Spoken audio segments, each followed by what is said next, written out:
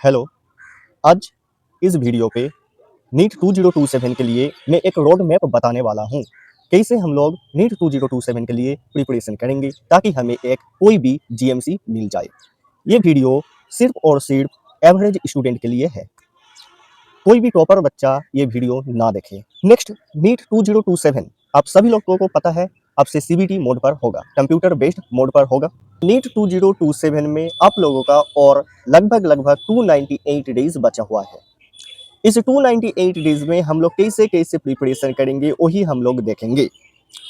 And NEET 2027 will be your last drop. ठीक है, तो चलिए शुरू करते हैं।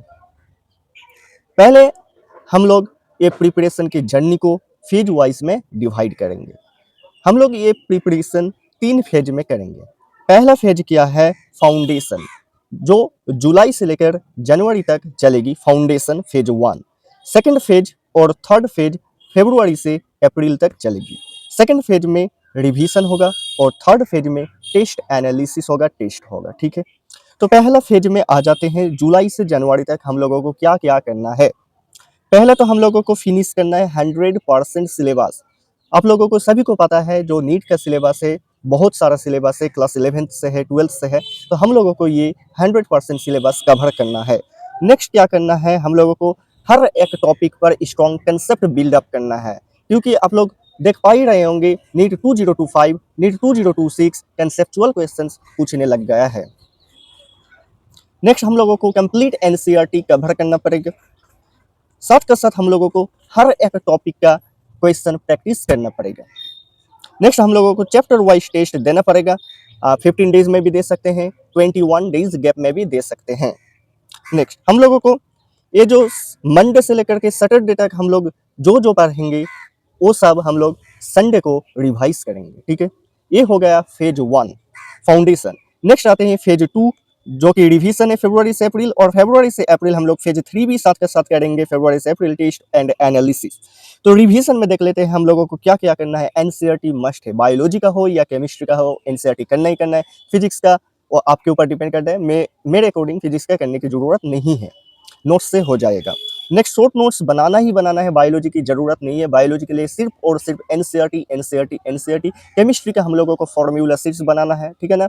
ऑर्गेनिक का नेम्ड रिएक्शंस ये वगैरह हम लोगों को एक शीट्स पे लिख लेना है, फिर फॉर्मूला रिवाइज करना है, पीवाईक्यू करना ही करना है। ठीक है, नेक्स्ट आते हैं फेज 3 में हम लोगों को क्या क्या करना है। जब हम लोग टेस्ट देने स्टार्ट कर देंगे फुल सिलेबस, तो हम लोगों को एवरी वीक हर हफ्ते पे 2 से लेकर 3 फुल सिलेबस टेस्ट देना ही देना है। और सिर्फ टेस्ट देना नहीं है, टेस्ट का एनालिसिस भी करना है। ठीक है, analyse every test, analyse every small mistakes, revise weak chapters immediately. जब हम लोग रिवीजन करेंगे तब हम लोग रिवीजन भी इस तरीके से करेंगे। हम लोग 3 कैटेगरी में डिवाइड कर लेंगे। पहला तो वीक चैप्टर्स, दूसरा मॉडरेट चैप्टर्स, सॉरी पहला तो जो हम लोगों के लिए इजी है, इजी चैप्टर्स का लिस्ट बना लेंगे।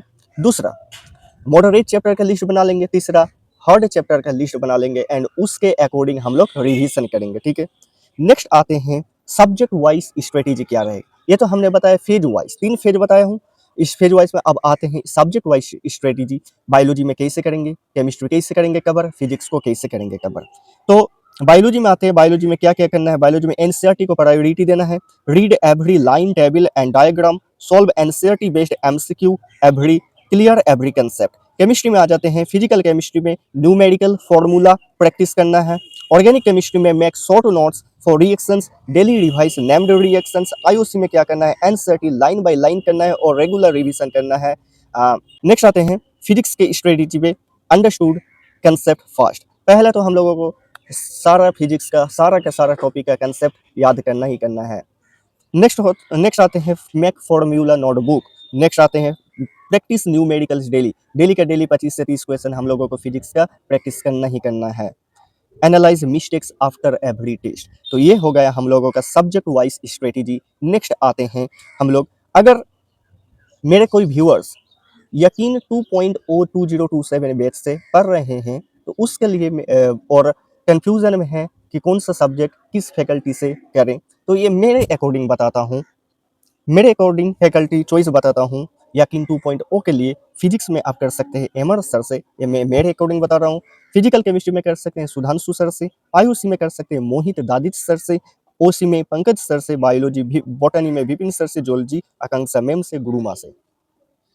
तो ये है हमारा कंप्लीट एक ओवरऑल आइडिया।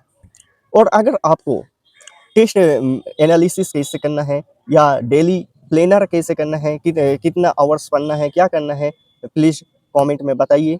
मैं नेक्स्ट वीडियो में आप लोगों के सारे डाउट्स एक ही वीडियो में क्लियर कर दूंगा। नेक्स्ट जैसे जैसे दिन आगे बढ़ता जाएगा मैं और भी ऐसे वीडियो लाता रहूँगा, तो please like share and subscribe. Thank you. Freaky Ahmedi को सब्सक्राइब कर लीजिए। Thank you.